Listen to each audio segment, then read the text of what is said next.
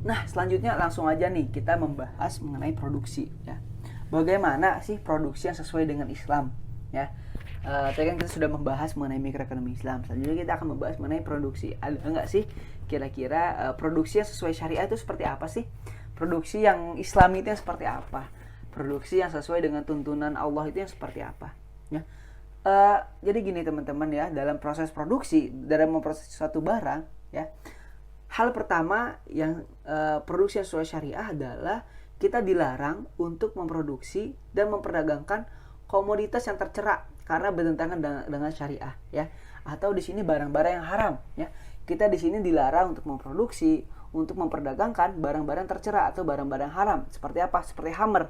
Nah, itu kita tidak boleh ya memperdagangkan barang-barang yang haram ya, seperti hammer itu tidak boleh kita perdagangkan barang haram, atau juga kita perdagangkan produk-produk ribawi. Nah, ini juga tidak boleh karena itu bertentangan ya dengan syariat-syariat Allah. Itu dalam produksi kita tidak boleh ya. Atau dari para pendengar di sini ada yang memiliki bisnis parfum ya, bisnis makanan, itu tidak boleh memakai zat-zat yang haram ya. Tidak boleh memakai zat-zat yang haram, harus sesuai dengan zat-zat yang diperbolehkan olehnya. Jadi dalam proses produksi semua bahan baku itu harus halal, tidak boleh ada yang haram. Ya. Lalu juga dilarang ya, yang kedua itu dilarang melakukan kegiatan produksi yang mengarah kepada zoliman seperti riba ya, di mana riba itu pada nantinya ya itu akan menghilangkan keadilan dalam ekonomi, akan menyusahkan ekonomi dalam gambaran besarnya. Nah, tadi juga ini, jadi dalam kegiatan produksi kita juga tidak boleh ada yang menyerempet nih ke dalam hal-hal yang dilarang seperti halnya riba tersebut. Jadi ketika kita dalam proses produksi, kita tidak boleh bersinggungan dengan riba.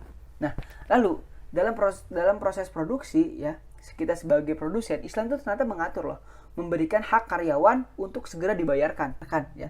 Bahkan dalam hadis itu dikatakan bahwasanya ya bayarlah upah pegawaimu hingga sebelum keringatnya kering. Artinya apa? Ya dalam Islam itu dituntut mengedepankan hak-hak karyawan ya untuk dibayar dengan segera. Lalu yang kedua dalam produksi itu kita dituntut untuk memelihara lingkungan ya. Karena tadi balik lagi kepada pondasinya kita mengedepankan keseimbangan, maka kita juga dalam produksi harus memelihara lingkungan. Lalu yang terakhir, produksi yang Islami itu modalnya juga dari sumber yang halal. Artinya kita di sini tidak bisa ya untuk dalam ketika kita berusaha ingin produksi kita menggunakan modal-modal sumber yang haram seperti pinjaman ribawi. Nah, itu kita tidak boleh untuk melakukan hal tersebut. Intinya dalam proses produksi itu dari awal, dari bahan baku, dari modal ya, sehingga barang-barang yang akan kita produksi nantinya itu harus barang-barang yang halal yang diperbolehkan oleh syariat Islam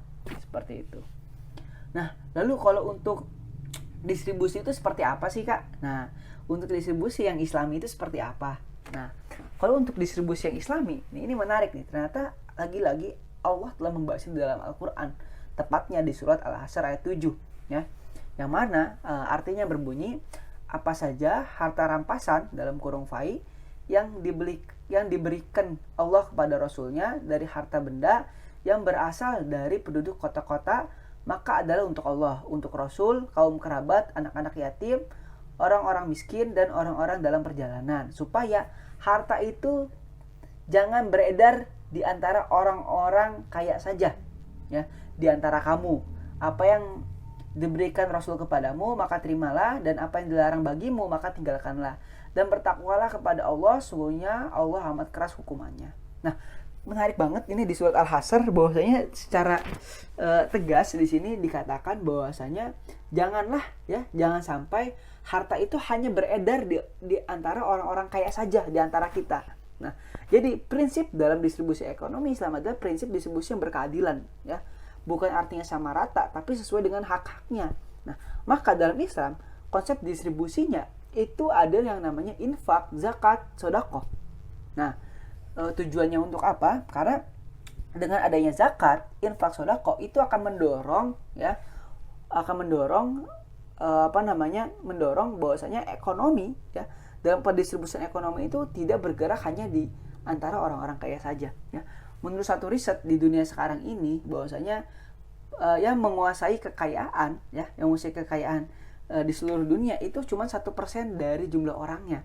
Nah, artinya pada saat ini kondisi dunia ini belum sesuai ya dengan apa yang diperintahkan oleh Allah secara distribusinya, belum terdistribusi dengan rata ya. Sedangkan pada Islam itu telah mengaturnya. Bahkan pada zaman pada zaman Umar bin Abdul Aziz ya, itu pernah kejadian benar-benar distribusinya itu sesuai dengan syariat Islam ya.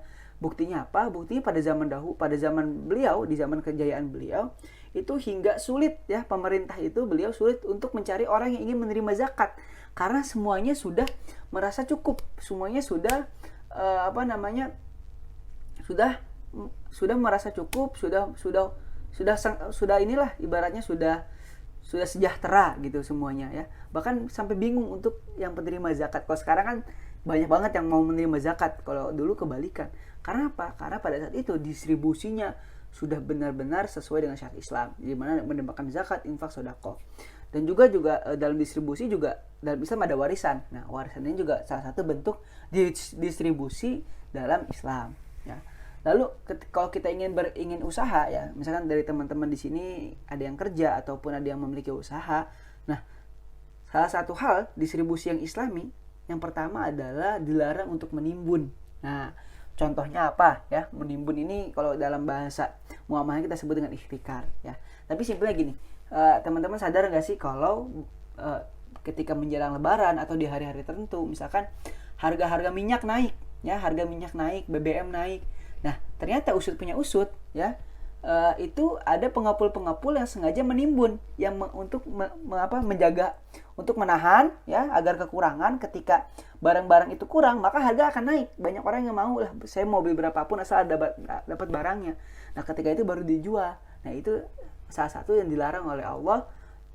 Itu tidak boleh dalam distribusi Islam, itu dilarang ya. Ataupun ketika misalkan tadi Lebaran lagi, harga-harga daging naik, ternyata ada salah satu pengepul sapi yang menahan sapi-sapinya ya untuk tidak didistribusikan atau untuk tidak dijual, yang berharap untuk harga yang naik. Nah, itulah sebenarnya distribusi dalam Islam.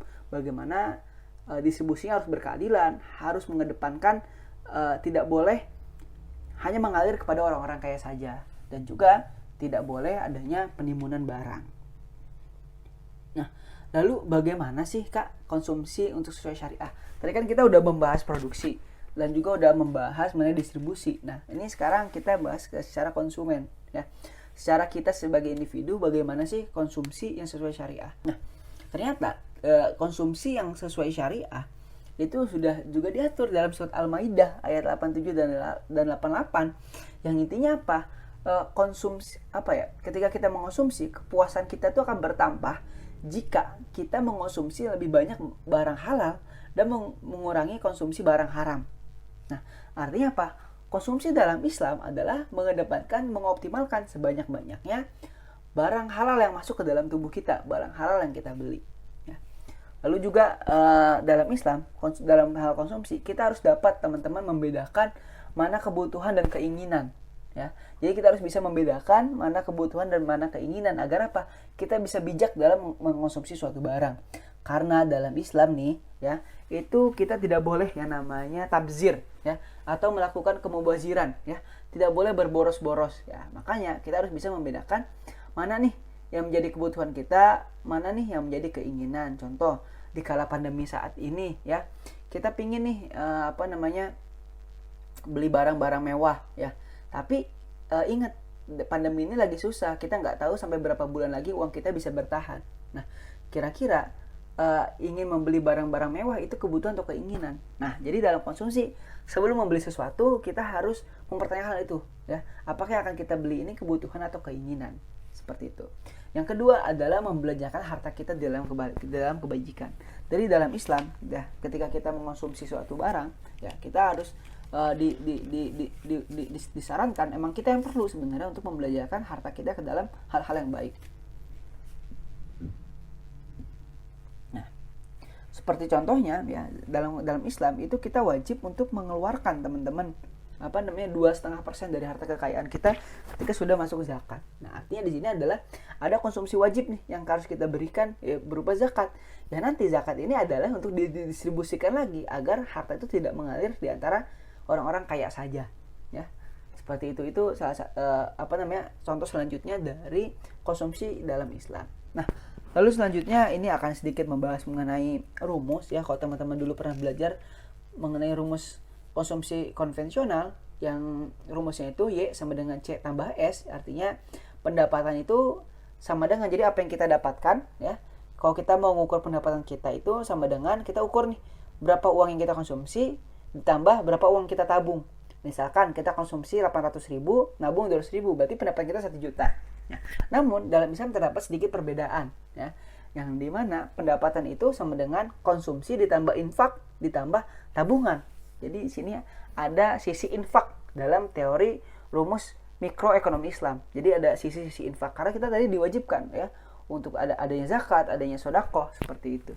Maka infak menjadi perhitungan dalam teori konsumsi dalam Islam.